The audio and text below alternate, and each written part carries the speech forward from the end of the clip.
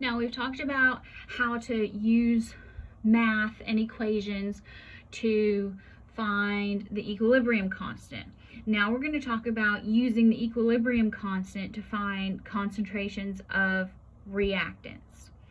So there's going to be several scenarios we're going to work through, and they're probably going to sound familiar.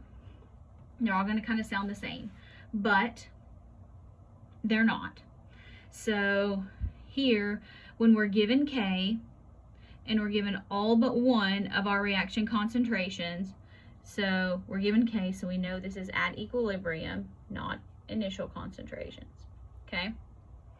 Now, so we're going to use our balanced equation in order to write our expression for K.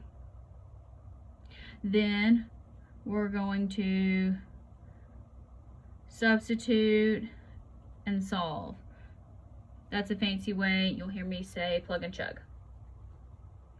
All right, so here we're given an equation, we're given a concentration, we're given a couple, we're given an equilibrium constant, given a couple of concentrations. It wants to know the other one. So here's what I said, get in the habit of just writing the expression for K every time.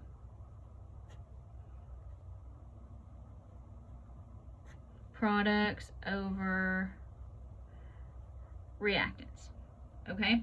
Now, plug in what you know. Do we know equilibrium concentrations? Yes. Do we know K? Yes. K is 2. CF4, 0.118. CO2 we don't know, so that's what we're going to solve for. And COF 2.255. Don't be like me and forget the exponent sometimes. Okay, some of you might want to rearrange this before you plug and chug. That's fine. I don't really care. 2 times 0.255 squared, and let's divide by 0.118. So our concentration at equilibrium is going to be 1.10.